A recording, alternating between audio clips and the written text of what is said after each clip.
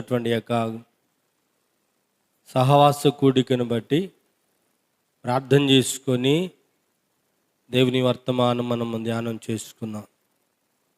సైన్యములకు అధిపతికు దేవా పరిశుద్ధుడు, ఘనుడా గొప్పవాడా, స్తోత్రాలు చెల్లిస్తున్నా. నీ అపారమైన ప్రేమ చేత ఎన్నికలేని నాకును ప్రభా మీరు ఇచ్చిన ధన్యతను బట్టి స్తోత్రాలు.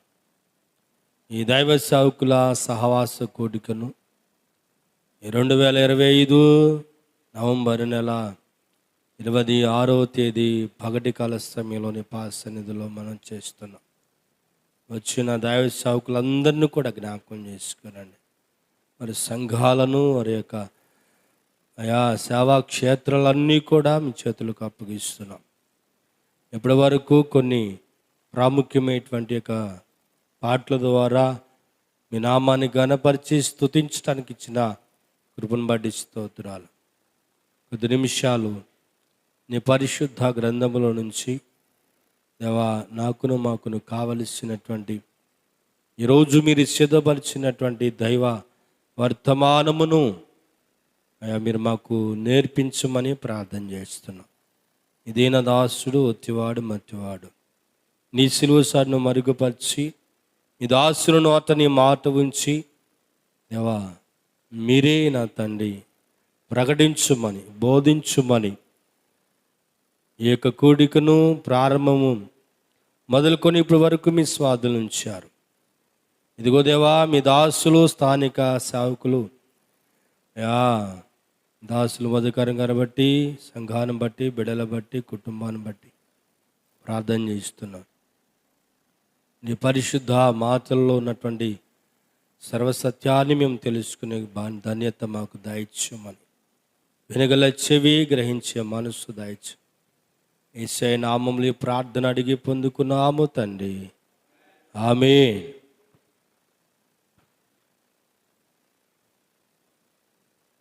ప్రభునందు ప్రియమైన దేవుని యొక్క దైవ జనాంగమా, దేవుని ఉన్నతమైన శ్రేష్టమైన ఘనమైన నామానికి మహిమయు ఘనతయు ప్రభావములు ఆయనకు మాత్రమే చెల్లునుగాక. ఈ యొక్క రోజు ఈ పగటి కాల సమయంలో దైవ లేఖనమును మనము కొద్ది నిమిషాలు ధ్యానం చేసుకుంటున్నాము. ఈ యొక్క అంచె దినాల్లో అపాయకరమైనటువంటి కాలములలో భయంకరమైనటువంటి పరిస్థితులు చూస్తుండగా దేవుని వాక్యము మనతో మాట్లాడుతున్న ఒక శుభ సందేశాన్ని మనము తెలియజేసుకుని పోతున్నాం. తీతుకు రాసిన పత్రిక 1వ అధ్యాయము 9వ వచ్చిన భాగాన్ని ఈరోజు మనము పరిశుద్ధ గ్రంథము ద్వారా నేర్చుకుని పోతున్నాము.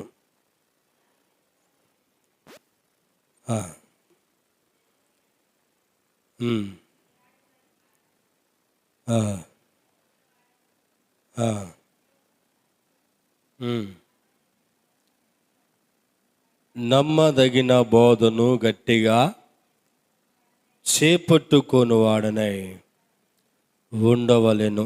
చాలండి ప్రియా దేవుని యొక్క దైవ జనాంగమా, పరిశుద్ధ లేఖనము ద్వారా ప్రభు మనతో మాట్లాడుచున్నటువంటి యొక్క అద్భుతమైన విషయాలు మనము నేర్చుకుని పోతున్నాం. హితబోధ విషయమై జనులు చూడండి, వారిని గూర్చి బైబిల్ గ్రంథములో రాయబడుతున్న మాటల ద్వారా ఈరోజు మనం నేర్చుకొనిచున్న అంశ భాగము నమ్మదగిన బోధను గట్టిగా చేపట్టుట. అందరూ కూడా ఈ మాట చెబుదామా? నమ్మదగిన బోధను గట్టిగా చేపట్టుట. ఇక్కడ రాయబడినటువంటి సంగతులలో పిల్లరా ఒక విలువైనటువంటి విషయాలు మనము చదివి ఉన్నాము. హితబోధ అనగా ఆరోగ్యకరమైన బోధ. ఈరోజు మనం వింటున్నటువంటి బోధను, ఈ దినాల్లో మనం వింటున్న బోధను, ఇదిగో ఈ యొక్క పరిస్థితులు ప్రభావితమైనటువంటి యొక్క అనేకమైన చోట్ల బోధించబడుతున్న బోధను మనం వింటూ ఉన్నాము. ఈరోజు మనం వింటున్న బోధలో ఆరోగ్యకరమైన బోధ ఉందా లేదా? ఆరోగ్యకరమైన బోధ అంటే ఏమిటి? యేసుక్రీస్తు ప్రభువారు ఏది బోధించినారు? యేసుక్రీస్తు ప్రభువారు బోధించినటువంటి యొక్క మనను బోధించమనేటువంటి బోధ ఏమిటి అనేటువంటిది చాలా విలువైన మాటలు నేర్చుకొని పోతున్నాం. ఒకటి, జనులను హెచ్చరించుటకు. రెండవది, ఎదురాడి మాటలను ఖండించుటకు. మూడవది, ఉపదేశమును అనుసరించినట్లుగా మనం చూస్తున్నాం. ఈ మూడు విషయాలు మనం గమనిస్తే గనక, ముందుగా బోధించేటువంటి విధానములో హెచ్చరింపులు కావాలి. ఎందుకు అంటే, హెచ్చరించకపోతే బాలుడు సహితము కూడా తమ హృదయములో స్వభావ సిద్ధముగా వాడు యొక్క విధానం ఎలా ఉంటుందంటే, బాలుడు సహితము కూడా వాడి బుద్ధి కారణములు మనం చూస్తే మరి ఇంకా లేఖనాలు మనకు తెలుసు అందరికీ. స్వభావిధముగా వారు విరుద్ధంగా నడిచేటువంటి అనుభవము, లేక దేవుని మాటకు వ్యతిరేకంగా జీవించే పద్ధతి. కాబట్టి ఈరోజు మనము నేర్చుకుంటున్న మాటల్లో దైవజనంగా నమ్మదగిన బోధను గట్టిగా చేపట్టాలి. ఏది నమ్మదగిన బోధ, ఏది నమ్మదగని బోధ, ఏది దేవుని యొక్క వాక్యము సెలవిచ్చే మాట, ఏది దేవుని మాటను కాదని వేరొక బోధను బోధించే పద్ధతులు అని ఆలోచన చేస్తే బైబిల్లో స్పష్టంగా మనం చూడవచ్చు. అన్నాడు కదా, యోబు గ్రంథము 27వ అధ్యాయము 6వ వచనములో చదువుతున్నటువంటి మాట మనము చాలా జాగ్రత్తగా పరిశీలించేద్దామా. హితబోధని చెప్పాడు, జనులను హెచ్చరించమన్నాడు, ఎదురాడు మాటలను ఖండించమన్నాడు, శక్తిగల వాడగునట్లుగా ఉపదేశాన్ని అనుసరించాలని చెప్తున్నాడు. చదువుదాం 27:6. దయచేసి చదివి సహాయం చేయండి.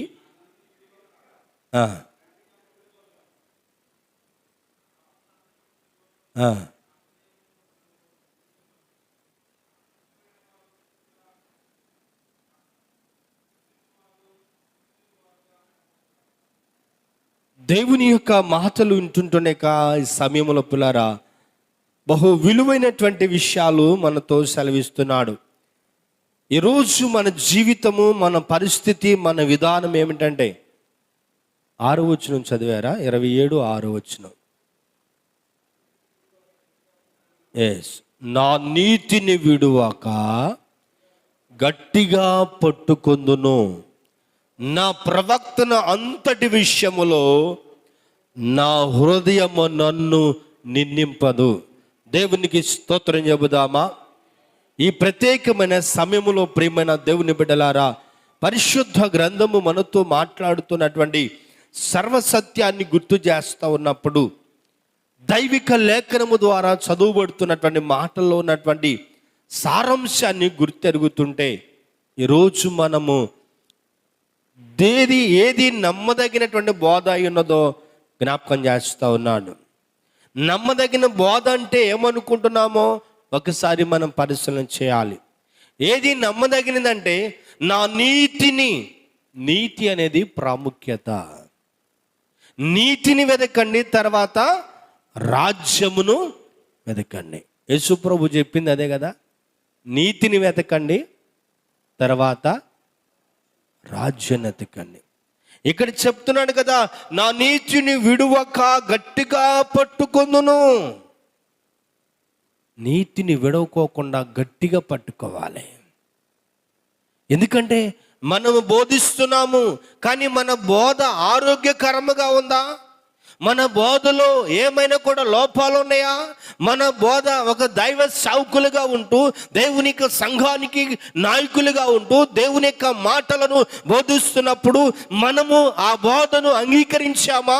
మనము ఆ బోధలో ఒకవేళ నిలిచి ఉన్నామా? మనము ఆ బోధను అంగీకరించి నిలిచి ఉండి మన జీవితంలో దాన్ని కొనసాగిస్తున్నామా? దానికి క్వాలిఫికేషన్స్ ఏమిటి? దానిలో ఉన్నటువంటి యొక్క లక్షణాలు ఏమిటి? చాలా జాగ్రత్తగా గమనిస్తే ఎవరికో కదా చెప్పేది, మనకెందుకులే అనుకుంటే, ఎవరో కదా వినేది, నేనెందుకులే వినవలసిన అవసరం ఏముంది అనుకుంటే, బైబిల్ చెప్పే సత్యం ఒకటి పులారా, వినటానికి ఏమవ్వాలంట, వేగిరి పడాలి, మాట్లాడటానికి నిదానించాలి. చేతులెత్తి స్తోత్రం చెబుదాం, చేతులెత్తి స్తోత్రం చెబుదాం. దైవజనంగం, ఈరోజు దేవుని వాక్యాన్ని మనం వింటున్నాము. నా నీతిని విడువక గట్టిగా పట్టుకొందుని అంటున్నాడు. ఎందుకంటే నా ప్రవక్తన అంతటి విషయంలో నా హృదయము నన్ను నిందింపదు. హృదయము నిందింపదు అంటే ఎగ్జాక్ట్లీ మనము బోధించే బోధ లోపము లేకోకుండా, మొహమాటము లేకోకుండా, బోధ అధికారముతో బోధించినప్పుడు యేసు ప్రభు వారు కూడా అదే బోధను బోధించారండి. అందుకొరకే ఈరోజు మనము జనులను హెచ్చరించాలి. హెచ్చరించకపోతే ఎదురాడు అటువంటి మాటలు వస్తూ ఉంటాయి. ఖండించి గద్దించి బుద్ధి చెప్పండి. బెత్తము వాడని కుమారుడే కాదు. ఒక శారీరక సంబంధముగా దేవుని యొక్క దైవజనంగా మన బిడ్డలైన వారికి ఎలాగైతే చెప్తున్నామో, సంఘములో ఉన్న విశ్వాసులు కూడా అదే రీతిగా మనము చెప్పవలసినటువంటి బాధ్యత ఉన్నది. చెప్పట్లేదా అనుకోవచ్చు, చెప్తున్నాము కానీ హృదయము నిందకు అవకాశం ఇవ్వకుండా చూసుకోవాలి. ఎందుకోసమో తెలుసా? ఈనాడు సత్యాన్ని అమ్మివేస్తున్నారు, సత్యాన్ని మరుగు చేస్తున్నారు. సత్యం అనే దాన్ని ఏమాత్రం బట్టబయలు చేయలేకపోతున్నారు. అయ్యో, ఒకవేళ బోధిస్తే గనక, హెచ్చరిస్తే గనక సంఘానికి రారేమో, హెచ్చరిస్తే గనక సంఘములో కానుకలు ఇవ్వరేమో, హెచ్చరిస్తే గనక సంఘము క్రమానికి ఆగిపోయి ఎవరు లేకుండా ఉంటామేమో అనుకుంటున్నాం మనం. కానీ దేవుని వాక్యం ఏం చెబుతుందంటే, మనము బోధించే బోధ నమ్మదగిన బోధ అయి ఉండాలి. నమ్మదగిన బోధను మనం ఈరోజు గట్టిగా చేపట్టుకోగలిగితే ఒక దినాన అది నీతి అనే మార్గాన్ని నడిపిస్తుంది. ఒక దినాన నిత్య జీవానికి నిన్ను తీసుకుని పోగలుగుతుంది. చప్పలు కొడుతూ ప్రభుని మాయంపరచుదా. దేవుని యొక్క దైవజనంగమా, ఈరోజు మనం వింటున్నటువంటి యొక్క పరిశుద్ధ గ్రంథాన్ని స్పష్టంగా మనము జ్ఞాపకం చేసుకోగలిగితే, నా నీతిని విడవక, ఎప్పుడు కూడా విడవకూడదు. శ్రమ, శోధన, వేదన, కరువు, కాటకాలు, ఇరుకులు, ఇబ్బందులు, అవరోధములు ఎన్నో రకాలుగా సంఘములో వచ్చేటువంటి విశ్వాసుల ద్వారాను, చుట్టుపక్కల వారితో వచ్చేటువంటి అనేకమైనటువంటి వారి నోటను పలికే ప్రతి మాట దూషించే ఏది విధమైన కూడా కావచ్చు. కానీ దేవుని వాక్యం ఒకటే చెప్తుంది, అయినా కూడా మనము దేవుని నిమిత్తము నిందలు పాయలైనా కానీ దేవుని పనులు నమ్మకస్తులుగా ఉండాలి. మన నిందలు పాలైనప్పటికీ కూడా, అవమానం పొందినప్పటికీ కూడా మన జీవితంలో ఇదిగో నమ్మదగిన బోధను అనగా నీతిని గట్టిగా పట్టుకోవాలి, విడవకూడదని చెప్తున్నాడు. అప్పుడు నా హృదయము నిందించే అవకాశం ఉండదు. చూద్దామా మరొక మాట, 23వ అధ్యాయము సామెతల గ్రంథము 23వ వచనాన్ని ఒకసారి చదవండి. సత్యమును అమ్మివేయక దాన్ని కొని ఉంచుకొనుము.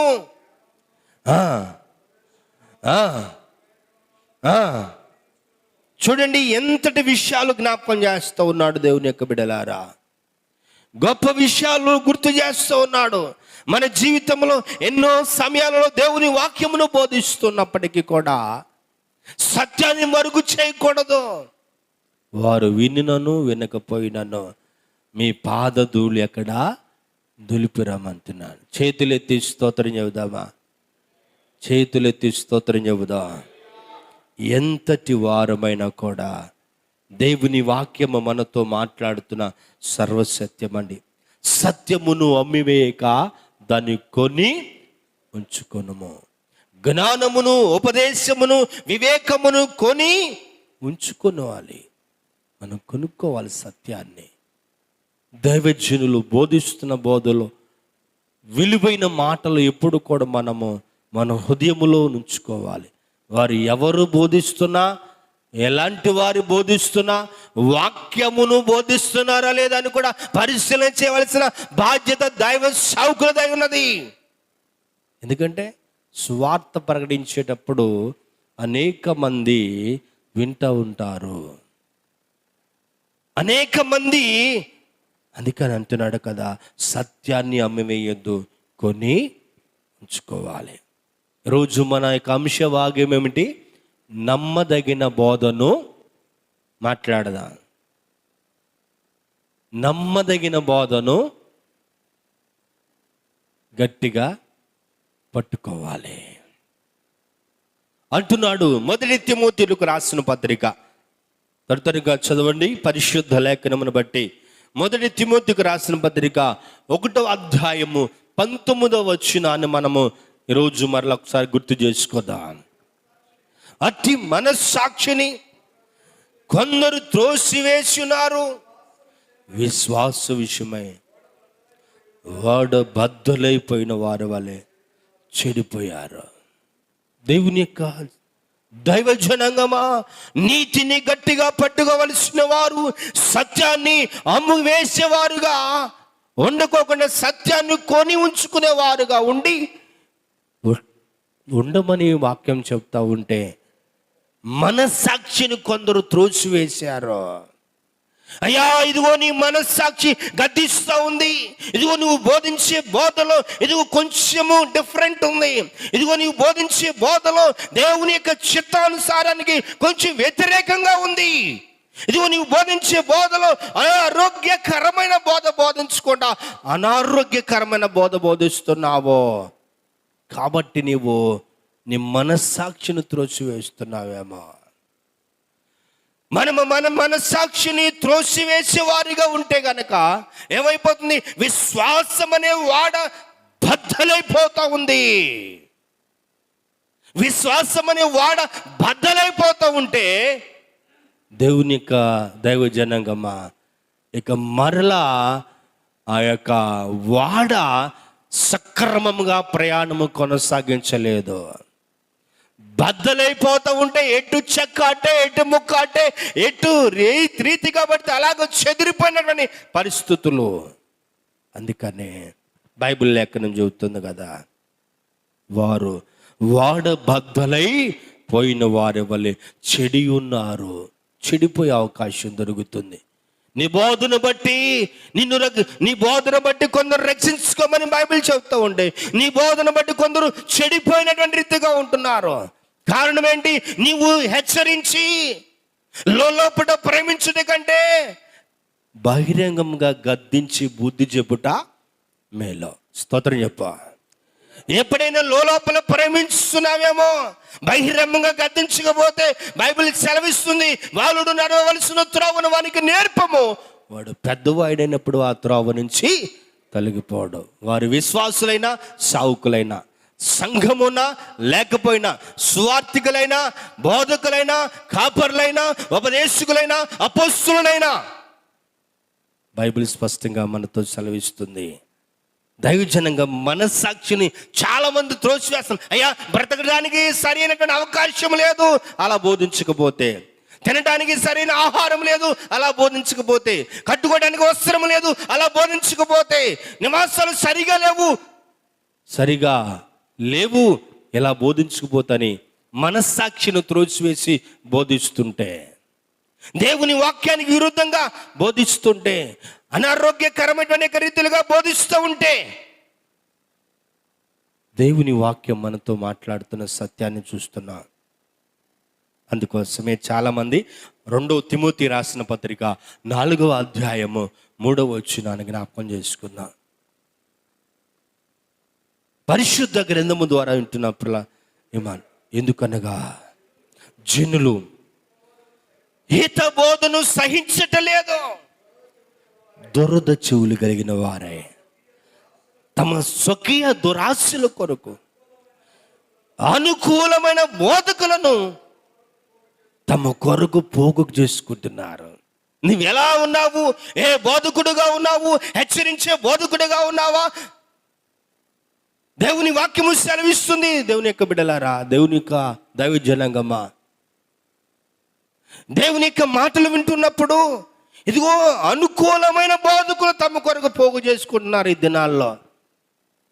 ఈయన బాగా చెప్పాడండి, ఈయన బాగా చెప్పాడు. ఎందుకు? వారికి అనుకూలంగా ఉంది, వారికి నచ్చినట్టుగా ఉంది, వారికి మెచ్చినట్టుగా ఉంది. ఏం గద్దించే విధానం ఉండదు, ఖండించే విధానం ఉండదు. మాకు అనుకూలంగా ఎలా ఉన్నామో అలాగే ఆయన నడుస్తాడు, ఆయన బోధిస్తాడు. కాబట్టి మేము ఈ సంఘానికి రాగలుగుతున్నాము. ఒకవేళ హెచ్చరిస్తే సంఘాన్ని విడిచి సంఘము. అందుకోసం అంటున్నాడు కదా, అనేకులంట జనులు హితబోధను సహించక దురదృష్టములు కలిగిన వారై అనుకూలమైన బోధకులను తమ కొరకు పోగు చేసుకుంటున్నారు. హెచ్చరించే బోధకుడువా, అనుకూలముగా బోధించే బోధకులలో ఒకరిగా ఉన్నామా? ఈరోజు మనం పరిశీలన చేసుకుందాం. ఎందుకో తెలుసా? నిన్ను బట్టి ఆయన, మనం ఎవరమో, ఎలాంటి వారమో, ఏ స్థితిలో ఉన్నామో, ఏ పరిస్థితిలో ఉన్నామో, ఎలాంటి మురుకులో ఉన్నామో, ఎలాంటి ఊపిలో దిగబడిమో, మనల్ని నమ్మి మనకి అప్పగించాడు ఆయన పరిచర్య. మనల్ని నమ్మి మనకి అప్పగించాడు ఆయన గొప్ప ఆధిక్యత. ఎందుకో తెలుసా? నువ్వు నమ్మదగిన వాడు అని, నువ్వు ఆయన పనిని నమ్మకంగా చేస్తావని, నువ్వు ఆయన పనిను సక్రమంగా నడిపిస్తావని, నువ్వు ఆయన పనిను బలా నమ్మకమైన. ఈ ఒక్క మాట కోసమేనండి ఎంత త్యాగం చేసిన. కొడదామ చప్పట్లు. ఈ ఒక్క మాటమే, ఒక్క మాటే, ఓన్లీ వన్ ఆ సెంటెన్సు, ఒక్క మాట, ఆ పదము కొరకేనండి ఈ ప్రయాస. ఇంకేదో కాదు, ఇది ఇంకేదో ఇంకోటి అనుకుంటున్నామేమో. ఒకవేళ బలా నమ్మకమైన మంచి దాసుడా, మంచి దాసుడు అనిపించుకోవటాకే అనుకోవచ్చు. నాకు అన్నీ తెలుసు కదా, నేను అన్నీ ఎరిగిన ఉన్నాను కదా, నాకెందుకులు అనుకుంటున్నామేమో. ఒకవేళ మాట్లాడుతున్నాం దైవజనంగమా, యేసుక్రీస్తు వారు బోధించే బోధను బట్టి, అలాగే లేఖనాలు మనం చూస్తాం కదా, దయ్యాల బోధ కూడా బైబిల్లో లేఖనాల్లో ఉంది. ఏంటంట? దయ్యాల బోధ ఉందా లేదా చెప్పాలి. ఉన్నది. దానికి రుజువైన మాట మొదటి తిమోతికి రాసిన పత్రిక 4వ అధ్యాయము 2వ వచనాన్ని చదువుకుందాము. ఈరోజు నువ్వు బోధించే బోధలో 2 రకాలైన బోధలు ఉన్నాయి. ఏ బోధకుడిగా నీవు ఉన్నావో, ఏ బోధ చేస్తానికి ఇష్టపడుతున్నావో, ఏ బోధలో ఇమిడి ఉన్నావో, ఏ బోధను నువ్వు అంగీకరించావో ఈరోజు మనం తెలుసుకుందాం. దయ్యముల బోధ ఎందును లక్ష్యముంచి విశ్వాసములో, అందుకే దూరదేశములు కలిగిన వారుగా ఉన్నారు, అందుకే అనుకూలంగా బోధిస్తున్నారు. సంఘం విశ్వాస మాటలు విని బోధిస్తున్నారు, సంఘ పెద్దల మాటలు విని బోధిస్తున్నారు. కానీ బైబిలు సత్యాన్ని సత్యముగా బోధించట్లేదు. The wonderful word today. దేవుని మాటలు వింటున్న దైవజనంగమా, దయ్యముల బోధ యందు లక్ష్యం ఉంచడానికి నీవే కారకుడవు, నేనే కారకుడను. ఎందుకని? మనము బోధకులుగా ఉన్నామా, మనము ఉపదేశకులుగా ఉన్నాం. మనం ఏది నేర్పితే అదే అంటాడు లేఖనాల్లో. మనం గమనిస్తున్న మాట, హితబోధను సహింపక దురద చెవులు కలిగి ఉండటానికి ఈ బోధకులే కదా. అందుకే మరొక చోట అంటున్న లేఖనాల్లో, అయ్యా కొండ ఎక్కిచ్చారంట కాపర్లు, ఎక్కిచ్చి వదిలేసి వచ్చేసారంట. ఇక్కడ ఏమవుతుంది? విశ్వాసములో వాడబద్దలైపోయిన వారి వలె చెడిపోయి ఉన్నారు. ఎందుకు? ఇదిగో దయ్యాల బోధ, ఇదిగో దయ్యాల బోధ. కాబట్టి మనం ఏం చేయాలి? ఆరోగ్యకరమైనటువంటి బోధను బోధించే వారముగా ఉందుముగాక. ఆరోగ్యకరమైన బోధను కూర్చున్నటువంటి మాటలలో ఒకటి, జనులను హెచ్చరించుట, రెండవది ఎదురాడి మాటలను ఖండించుట, మూడవది ఉపదేశమును అనుసరించి నమ్మదగిన బోధను గట్టిగా పట్టుకోవాలి. ఈ మూడు విషయాలు మన జీవితాన్ని మార్చివేసినట్లుగా ఈ మూడు మాటలు అనేక కుటుంబాలుగా దేవుడు వారి హృదయాల్లో ఉన్నటువంటిది కల్మషమంతా తొలగించి నూతనమైనటువంటి యొక్క స్వభావాన్ని పొందుకోవడానికి, ప్రాచీన స్వభావాన్ని విడిచిపెట్టి నవీన స్వభావంలోనికి వారు రావటానికి నీవు ఒక ప్రధానమైనటువంటి హిత బోధించే బోధకుడుగా కావాలనేదే దేవుని యొక్క ఉద్దేశము. చూద్దాం. మొదటి తిమోతికి రాసిన పత్రిక 6వ అధ్యాయము 3వ వచనాన్ని చదువుదామా? ఎవడైనను మన ప్రభు అయిన యేసుక్రీస్తు యొక్క హితవాక్యములను దైవ భక్తికి అనుగుణ్యమైన బోధను అంగీకరింపక భిన్నమైన బోధను ఉపదేశించిన యెడల వారేమీ ఎరుగక, దేని గురించి అంట? తర్కములు కూర్చియు వాగ్దములు కూర్చియు వ్యర్థముగా ప్రయాసపడుచు గర్వంధుడుగా ఉంటాడు. వీటి మూలముగా అసూయ, కలహము, దురాభిమానములను, చెడిపోయిన మనసు కలిగి చాలా సత్యహీనులైపోతున్నారంటే కారణం ఏంటంటే, మనసు చెడిపోతుందని కారణం ఏంటంటే, ఇదిగో చెప్పబడుతున్న మాట క్రీస్తు యొక్క, మన ప్రభువైన యేసుక్రీస్తు యొక్క హితవాక్యంలో కాకుండా వేరే విధముగా మార్గము తప్పించి సందేశములు కూర్చున్నటువంటి యొక్క విషయాలలో విస్తారమైనటువంటి కల్పన కథలు చెప్పటం ద్వారా ఈనాడు ఈ మాటలు ఉంటున్న దైవజనంగమ్మ అనేక మంది చెదిరిపోతున్న వారు, అనేక మంది మనసులు చెడిపోతున్నారు, భ్రష్టులైపోతున్నారు. విశ్వాసములో ఏమాత్రము కూడా వారికి స్థిరత్వము లేదు, విశ్వాసములో బలపరచబడే అవకాశము లేదు. ఎందుకో తెలుసా? మన బోధ సరిగా లేకపోతే. అందుకే అంటాడు లేఖనాల్లో యేసు ప్రభు చెప్తున్న మాట, తీతుకు రాసిన పత్రిక 2వ అధ్యాయం 1వ వచనం చదువుదామా? అనేక కుటుంబాలు పాడైపోతున్నాయి పిల్లారా.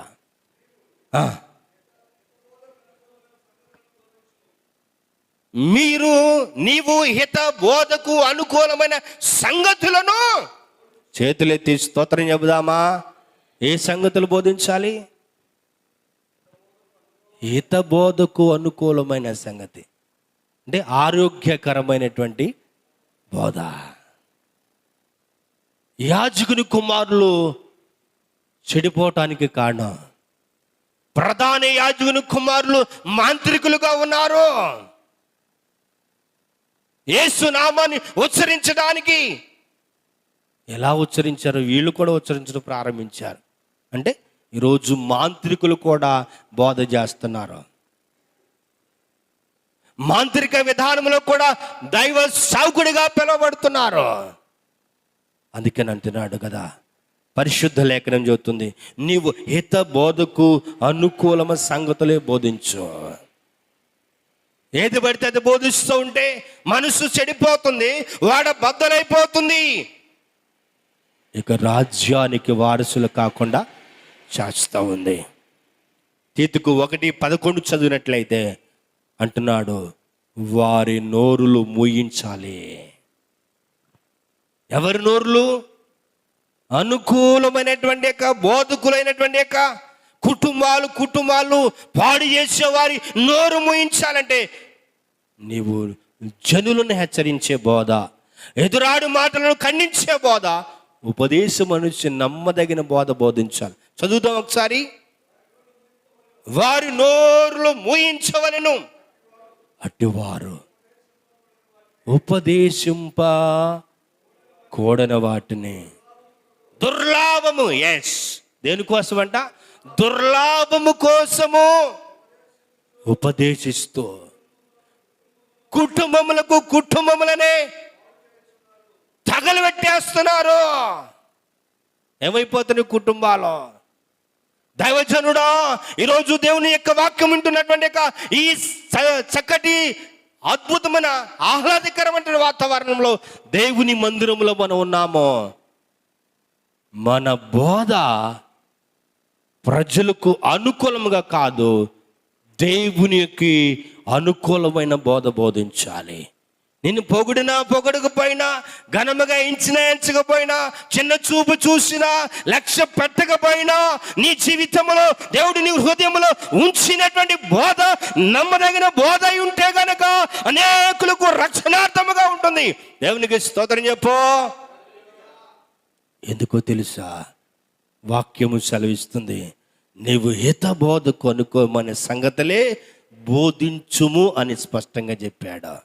సామెతల గ్రంథము 27వ అధ్యాయము 5వ వచనము. నేను ముగించిపోతున్న వాక్యాన్ని, దైవజనంగా దేవుని వాక్యం వింటున్న సహోదరులారా, లేఖనాలలో నుంచి మనం వింటున్నటువంటి ప్రతి సర్వసత్యాన్ని జాగ్రత్తగా పరిశీలన చేద్దాం.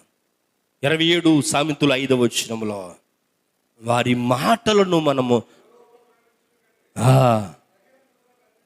చెప్పాను కదా ఇందాక ఒక మాట, లోపట ప్రేమించొద్దు. ఏదైనా తప్పున్నా, చిన్న అయినా పెద్ద అయినా, ఒకవేళ పర్సనల్గా అయినా కలిసి అయ్యా ఇది కరెక్ట్ కాదు అని చెప్పవలసిన బాధ్యత దైవ సేవకుడికి, విశ్వాసికైనా సేవకుడికైనా. ఎందుకని? ఆ త్రోవన పోకోకుండా, అందుకన్నాడు లేఖనాల్లో, వారి ఆత్మను నీవు పాతాళములకు పోకోకుండా కాపాడబడతావని. 2వ పేతురు రాసిన పత్రిక 2వ అధ్యాయము 1-3 వచనాలు చదువుదాం. 2వ పేతురు రాసిన పత్రిక 2వ అధ్యాయము 1-3 వచనంలో చెప్తున్న మాట ఏంటంటే, శ్రేష్టమైన మాటలు వింటున్నాము. ఉన్నారు, బోధకులు ఉన్నారు. ఎవరంట? తమ్మును కనినటువంటి, అంటే యేసు ప్రభు మనల్ని కొన్నాడు కదా, ఆయన కూడా పక్కన పెట్టేస్తున్నారంట. పక్కన పెట్టేసి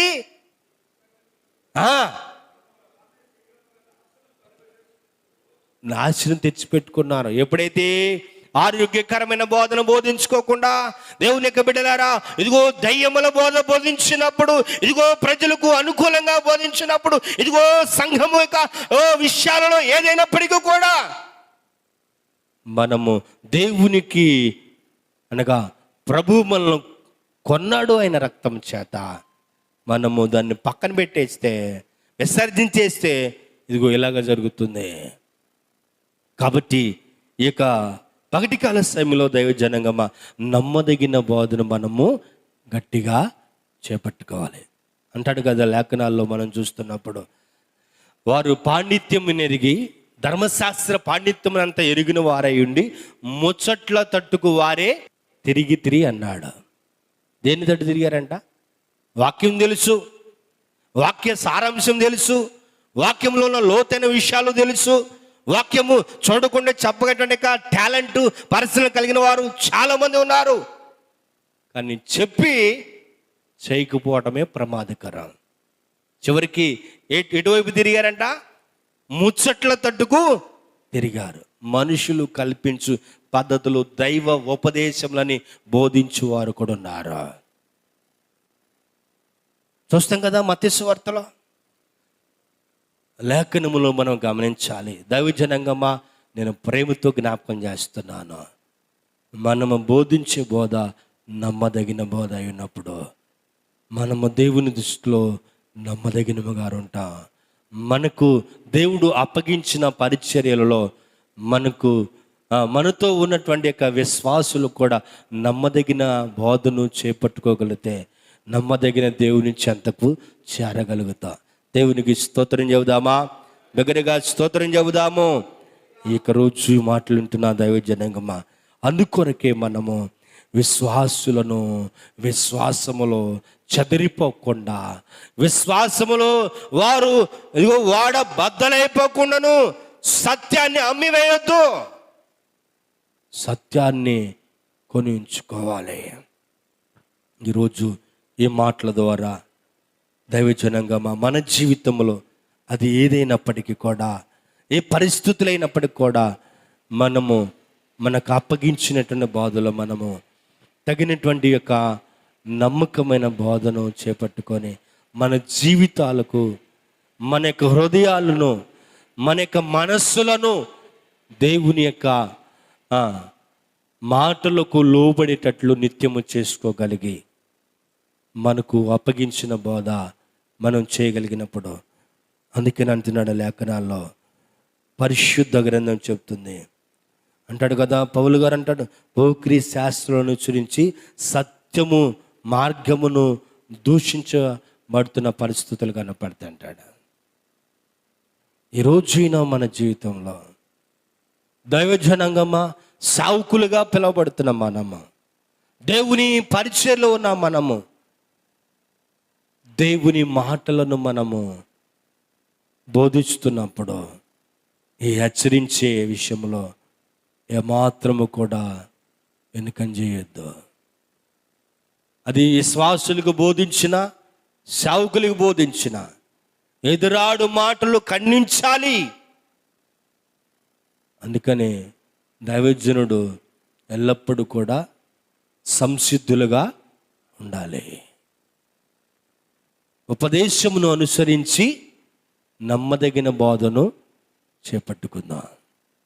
ఇక సమయము, మనం అనుకూలత సమయాన్ని మనం చూస్తున్నాం కాబట్టి ఈరోజు ఈ మాటలు ఉంటున్న దైవజనంగా చాలా విషయాలు ఉన్నాయి బైబిల్లో ఇంకా చెప్పాలంటే.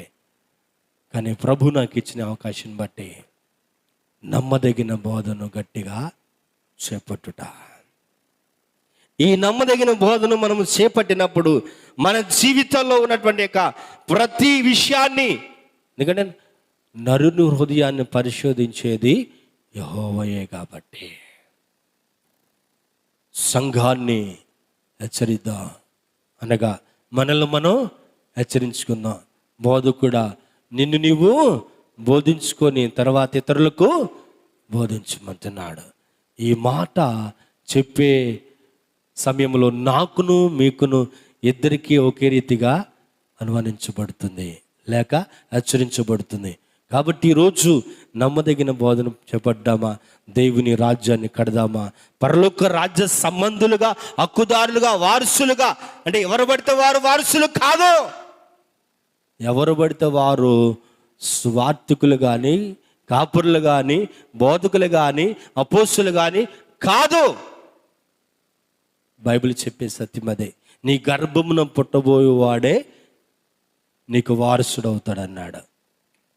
అలాంటి యొక్క వారసులను దేవుని కొరకు దేవుడిచ్చినటువంటి యొక్క ఆత్మ సంబంధమైనటువంటి బిడ్డలుగా, ఎవరో బిడ్డలను మన బిడ్డలు అనుకోవటం కాదు. దేవుడు అబ్రహాముతో చెప్తున్నాడు, నీ గర్భమును పుట్టబో వాసియే నీకు వారసుడు. అలాంటి వారసత్వ హక్కును సంఘాలలో ఆత్మీయ బిడ్డలకును, శారీర సంబంధమైన బిడ్డలకును, అలాగే దేవుని వాక్యము బోధించే విషయంలో ప్రతిదీ కూడా దేవునికి నమ్మదగిన బోధను చేపట్టే వారముగా ఉందుముగాక. దేవుడి ఈ మాటలు మన వినికిలో నిత్యము కూడా ఫలింప చేయునుగాక. ప్రార్థన చేద్దామా? దయచేసి అందరు కళ్ళు మూసుకుందామా? దైవజనంగా మా ప్రభు ఇచ్చిన అవకాశం బట్టి ఈరోజు ఒక శ్రేష్టమైన అవకాశము, ఈరోజు ఒక చక్కటి అద్భుతమైనటువంటి ఒక సమయాన్ని ఇచ్చిన దేవుడు. అయ్యా, నిజంగా నమ్మదగిన బోధలో హెచ్చరించుట, దేవుని మాటలు మనం విన్నాము, హెచ్చరించుట, ఎదురాడు మాటలను ఖండించుట, ఉపదేశమును అనుసరించి నమ్మదగిన బోధన చేపట్టేవారుగా మనం ఉండాలని ప్రభు కోరుతున్నాడు. ప్రార్థన. మహాకనికరము కలిగిన మా ప్రియాపరలోకి తండ్రి, నీ పరిశుద్ధమైన ఘనమైన శ్రేష్టమైన నామానికి వందనాలు చెల్లిస్తున్నాను. మీ దీన దాసుడు ఎందుకు పనికిరండి నన్ను జ్ఞాపకం చేసుకున్నాడు అయ్యా. కొన్ని విషయాలు నీ పరిశుద్ధ లేఖనం నుంచి అయ్యా మీ దాసులుగా మేమందరం కూడా కూడుకొని ఉన్నటువంటి విధానం బట్టి స్తోత్రాలు. నాకును ముందు మాట్లాడిన ప్రతి మాట మా హృదయాలు స్థిరపరిచి అయ్యా సంఘాలలో అతన్ని బోధించే విషయంలో ఏ రీతిగా బోధించాలో నాయన, ఏ రీతిగా నాయన నీ వాక్యమును అయ్యా హిత వాక్యమునకు అనుకూలమైన సంగతులు మాత్రమే బోధించుమని నీ పరిశుద్ధ గ్రంథము స్పష్టంగా మాట్లాడుతుంది. అట్టి మాటలు బోధించే వారంగా మేము ఉందుముగాక. నీ కృప చొప్పున, నీ మాట చొప్పున, నీవిచ్చిన సమయాన్ని బట్టి, నీవిచ్చిన వాతావరణం బట్టి, నీవిచ్చినటువంటి దైవ సేవకులు, స్థానిక సంఘ కాపరిని బట్టి దేవా వారికి ఇచ్చిన దాసురాలు బట్టి, వారి బిడ్డలు బట్టి కూడా స్తోత్రాలు. కుటుంబాన్ని దీవించండి, ఆశీర్వాదించండి, పరిచర్య దీవించండి, సంఘ బిడ్డలను దీవించండి. ఏ ప్రాంతంలో పరిచర్య చేస్తున్నారో సంపూర్ణమైనటువంటి కృప దయచేయండి. ఇదే నా కుడి వచ్చిన అయా తోటి దైవ సేవకులందరూ బట్టి కూడా ప్రార్థన చేస్తాను, వారి కుటుంబాల బట్టి ప్రార్థన చేస్తున్నాను. అయ్యా ఈ చివరి ఆఖరి దినాల్లో నాయన ఒకరినొకరు ప్రభు నా తండ్రి, అయా నా తండ్రి వాక్యము సెలవిచ్చిన రీతిగా బుద్ధి చెప్పుకొని ప్రభు నీ సత్య మార్గాన్ని అనుసరించేటువంటి కృపమాయలో నెలకొల్పమని ప్రార్థన చేస్తున్నా. కూడిన దైవ సేవకులు మరొకసారి మీ మేసాలకు అప్పగిస్తున్నాం. అలాగే నా తండ్రి నాయన ఎవరైతే నీ మాటలను ప్రభు ఇగో నా తండ్రి లైవ్ ద్వారా వింటున్నారో వారందరి జీవితాల్లో కూడా అయా తగినటువంటి మార్గం అన్నమాట, నీ జీవ మార్గం నడిచే భాగ్యమును దయచేసి మహిమ పొందుకోమని సమస్తమును ఘనత మహిమ ప్రభావాలు చెల్లిస్తూ, అలాగే మీ దాసులు ప్రభు హాస్పిటల్లో ఉన్నటువంటి జార్జి గారిని జ్ఞాపకం చేసుకుని ప్రార్థన చేస్తున్నా. తగినటువంటి స్వస్థత ఆరోగ్యమును రిపోర్ట్ల విషయంలో కూడా మీరు తోడుగా ఉండి తగినటువంటి యొక్క కృప దయచేయమని, అలాగే ఇదేన దాసుడు చేసిన ప్రార్థనకు ప్రతిఫలం దయచే. ఈ ఫెలోషిప్ యొక్క ఈ సహవాస అంచులంచులుగా విస్తరించడానికి సహాయం తెచ్చి, ఇంకా అనేకులు రావటానికి సహాయం తెచ్చి, యేసు పరిశుద్ధ నామములో ప్రార్థన అడిగి పొందుకున్నాం తండ్రి, ఆమేన్. సమయించిన దైవ సేవకులు ప్రశాంత్ గారికి అందరికి కూడా హృదయపూర్వకమైన వందనాలండి.